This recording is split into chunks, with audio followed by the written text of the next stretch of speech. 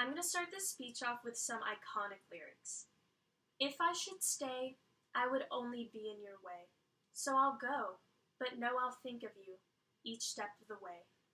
And I will always love you. Okay, so maybe I'm not the best singer in the world, but what's the first thing that comes to mind when you hear that song? Probably Whitney Houston, right? Well, most of you may not know that Dolly Parton actually wrote that song in 1973 for her dear friend and musical partner at the time, Porter Wagoner.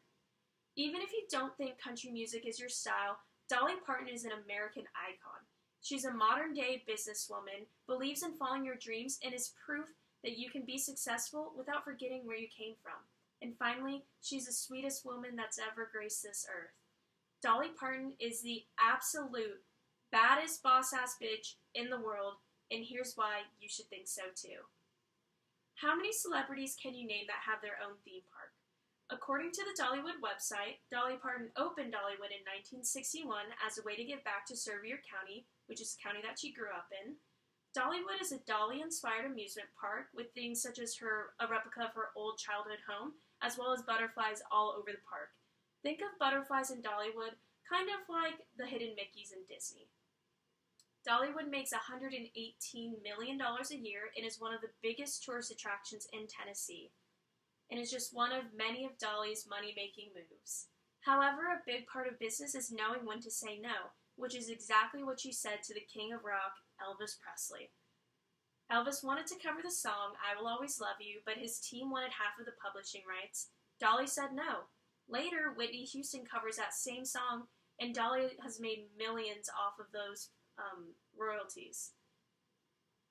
Dolly has many business expenditures, citing her dad as a reason she's a profound businesswoman.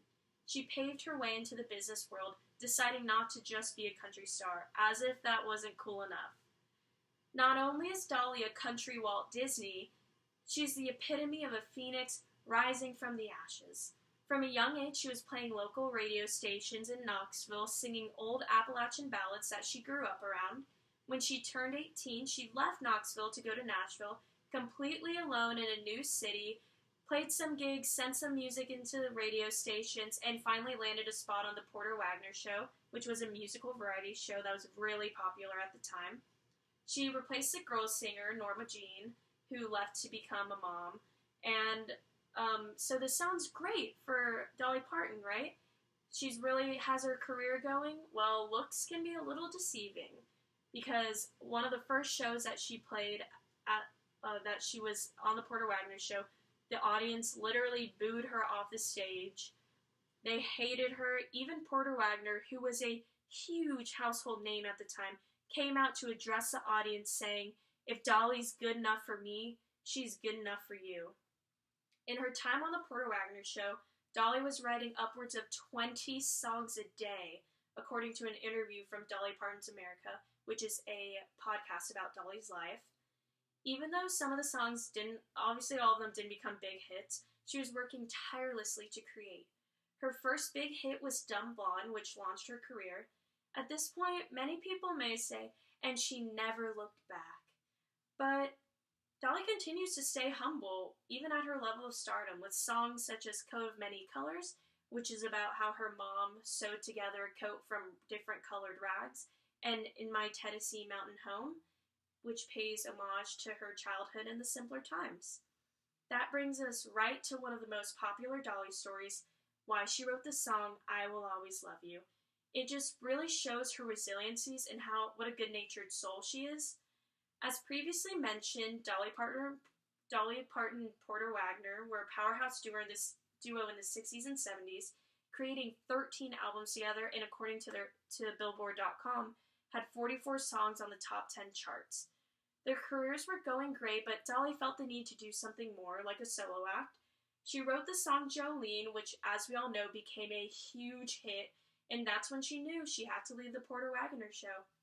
So she sits him down, sings I Will Always Love You, a song she wrote just for him, and he says, okay, you can leave, and so she goes. She goes to New York, finds a record label, and is like, I'm about to merge these two bridges, pop and country, let's do it, and she's becoming a bigger star. So while all this is happening, the Porter Wagoner show is not doing too well with ratings, and it eventually gets canceled.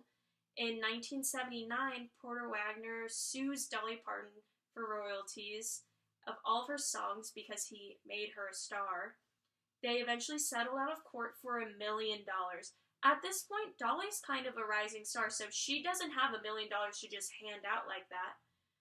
Despite this, Dolly Parton is doing amazing things. She's making movies, making more music. She's on the cover of magazines. She's a really famous pop country star.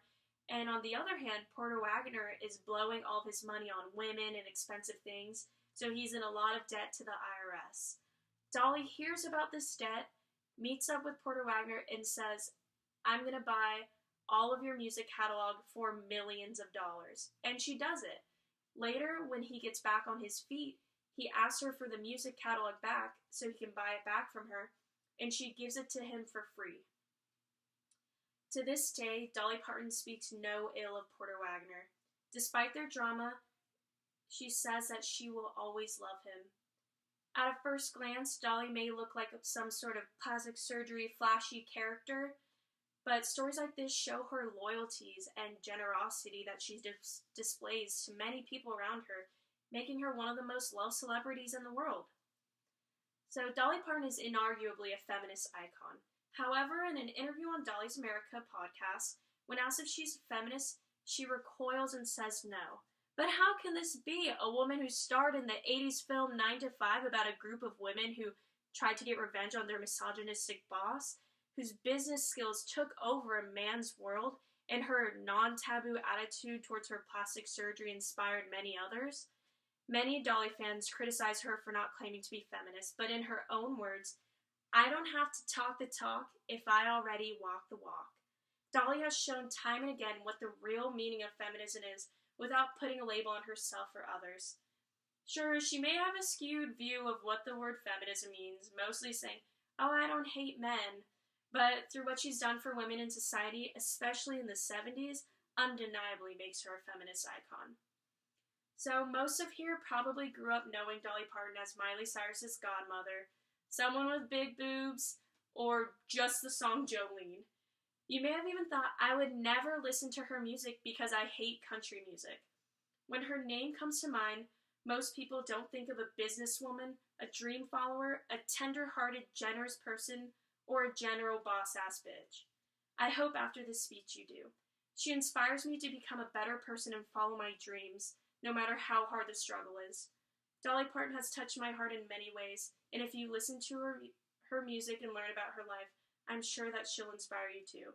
In the words of Dolly, find out who you are and do it on purpose.